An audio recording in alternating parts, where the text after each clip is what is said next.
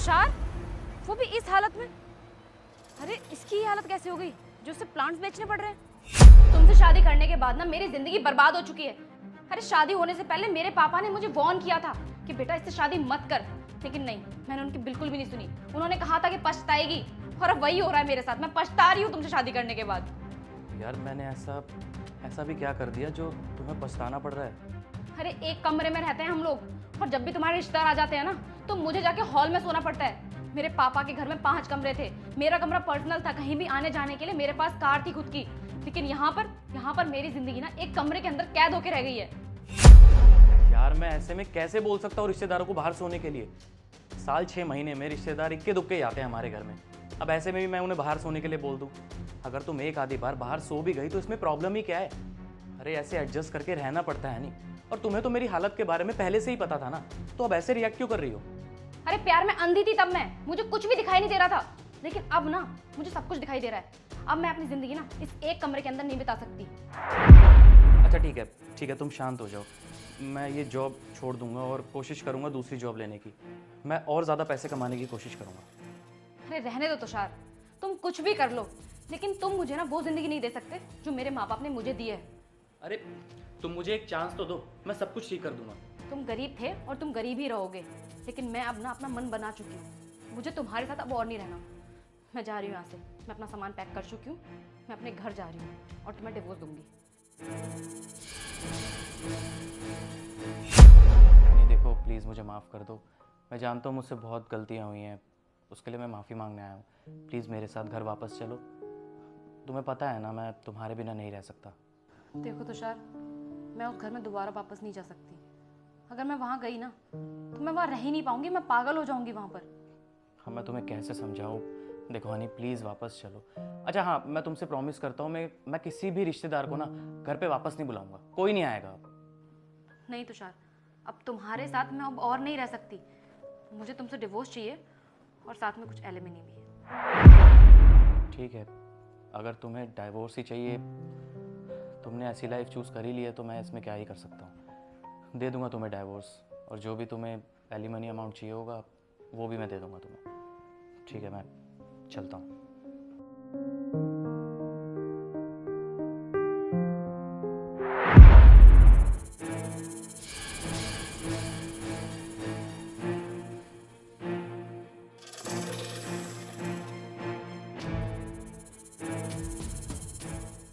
भैया जरा ये वाला पौधा दिखाना। मैडम बस आप मुझे 5 मिनट दीजिए, एक बार मैं ये सेट कर लूँ, उसके बाद आपको दिखाता हूँ पौधे। बस 5 मिनट दीजिए मुझे। अच्छा ठीक है। वैसे भैया एक बात बताइए आप मुझे, आप देखने में इतने अच्छे खासे लगते हैं, पढ़े लिखे भी लग रहे हैं, तो फिर आप ये प्लांट्स बेचने का काम क्यों कर रहे हैं? मैडम क्या बताऊँ, थी कोई मजबूरी। अरे भैया ऐसी भी क्या मजबूरी है आपकी? वो क्या है ना मैडम, जिससे प्यार करता था उसी से शादी करी थी, लेकिन शादी के 3-4 साल बाद ही बहुत सारी दिक्कतें आने लग गई थी। अब वो ठहरी अमीर घर की लड़की और मैं गरीब घर का लड़का। उसने मुझसे डाइवोर्स मांग लिया, और डाइवोर्स में उसने पूरे 45 लाख रुपए मांगे मुझसे। अगर आप गरीब घर से थे तो आपने 45 लाख रुपए कहाँ से दिए? नहीं मैडम, 45 लाख रुपए मेरे पास नहीं थे। वो तो मेरे पास एक गांव में ज़मीन पड़ी थी, उसी को बेच के वो पैसे मैंने उसको दे दिए।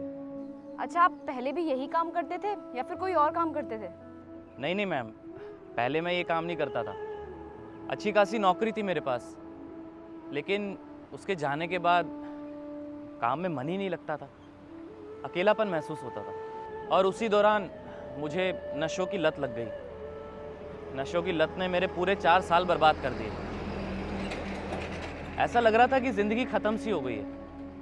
फिर मेरा एक मौसी का लड़का था, वो आया मेरे पास। उसने मेरी हालत देखी और बोला कि भाई ये क्या हालत बना रखी तूने अपनी, ऐसे तो तू मर ही जाएगा। वो अपनी ज़िंदगी में खुश है, मूव ऑन कर चुकी है, तो तू भी अपनी ज़िंदगी जी। तो बस मैम, उसने मुझे थोड़े पैसे दिए और ये काम खोल के दे दिया। बोला कि बस ये पौधे वगैरह बेच, कमा और खा, तू भी अपनी ज़िंदगी जी। तो बस मैम, इसलिए मुझे अब ये करना पड़ रहा है। आपके साथ तो बहुत गलत हुआ है। तो फिर आपने दोबारा शादी करने के बारे में नहीं सोचा? मैडम, जब पहली शादी का ऐसा एक्सपीरियंस हो तो इंसान दूसरी शादी के बारे में कैसे सोच सकता है? आप खुद ही बताइए। फिर भी ज़िंदगी बहुत लंबी होती है, अकेले नहीं कटती। आप बिल्कुल ठीक कह रही हैं, लेकिन मैडम जब भी मैंने दूसरी शादी के बारे में सोचा है ना, उसका चेहरा सामने आ जाता है। आज तक उसे भुला नहीं पाया हूँ, और मुझे ऐसा लगता है कि शायद मैं उसे कभी भुला भी नहीं पाऊँगा। बहुत प्यार करता था मैं उससे। लगता है तुम आज भी उससे बहुत प्यार करते हो। हाँ मैडम, बहुत ज़्यादा। तो फिर से दोबारा शादी कर लो। इतने टाइम तक कौन रुकता है मैडम? क्या पता उसने किसी अमीर लड़के से अभी तक शादी भी कर ली होगी और खुशी खुशी अपनी ज़िंदगी बिता रही होगी। नहीं की है। हनी, तुम यहाँ पे क्या कर रही हो? प्लीज़ मुझे माफ़ कर दो। मैं मानती हूँ कि मैंने तुम्हें बहुत ज़्यादा हर्ट किया है, देखो हनी, तुम जाओ यहाँ से। मुझे तुमसे कोई बात नहीं करनी। लेकिन मुझे तुमसे बात करनी है। तुमसे अलग होने के बाद मुझे पता चला कि अपना घर अपना ही होता है। तुम्हें पता है भैया भाभी मुझसे घर का बहुत काम करवाते हैं, नौकरों की तरह ट्रीट करते हैं। मैंने अपनी सेल्फ रिस्पेक्ट खो दी है। मुझे वहाँ नहीं रहना, मुझे तुम्हारे साथ रहना है। प्लीज़ तुषार, मुझे प्लीज़ माफ़ कर दो। लेकिन मैं तुम्हारे साथ नहीं रहना चाहता। अरे तुमने मेरी पूरी ज़िंदगी बर्बाद कर दी, अभी भी चैन नहीं मिला क्या तुम्हें? तुषार देखो, मैं जानती हूँ कि तुम मुझसे बहुत ज़्यादा गुस्सा हो, लेकिन प्लीज़ तुषार मुझे एक आखिरी मौका दे दो। पिछले साल में एक दिन भी ऐसा नहीं गया जिस दिन मैंने तुम्हें मिस ना किया हो। मैं तुम्हें हर रोज़ याद करती हूँ। मैं मानती हूँ कि मुझसे गलती हो गई है, लेकिन प्लीज़ मुझे एक आखिरी मौका दे दो। और यहाँ पर मैं अपनी कज़न की शादी में आई थी, यहाँ से जा रही थी तो मुझे अचानक से तुम रास्ते में दिख गए। देखो तुषार, किस्मत ने हम दोनों को दोबारा मिलवाया। प्लीज़ तुषार, मुझे एक मौका और दे दो। मैं मानती हूँ मुझसे गलती हुई है, ऐसी गलती दोबारा कभी नहीं करूँगी मैं। I am really sorry. अरे चुप हो जाओ हनी, प्लीज़। देखो, तुम्हें पता है ना मैं तुम्हें ऐसे रोते हुए नहीं देख सकता। पहले ये बताओ, तुमने मुझे माफ़ किया या नहीं? कर दिया। तुझको पुकार